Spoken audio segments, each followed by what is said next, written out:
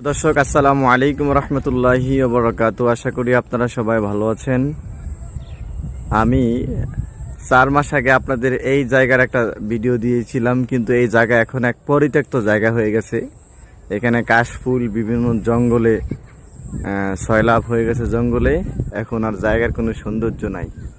এখানে ঘুরতে এসে দেখলাম পুরাই অচেনা জায়গার মতো। তো এগুলো আবার আরো 4-5 মাস পরে আবার পরিষ্কার হয়ে যাবে যখন শুকনো সিজন আসবে।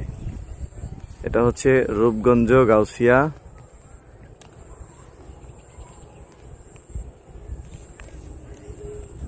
আমি আর আমার ওমর ফারুক ঘুরতে এসেছে। বাবা সবাই সালাম দাও তো। সবাই ভালো আছেন? আলহামদুলিল্লাহ। চলো আমরা চলে যাচ্ছি, চলো হাঁটো হাঁটো।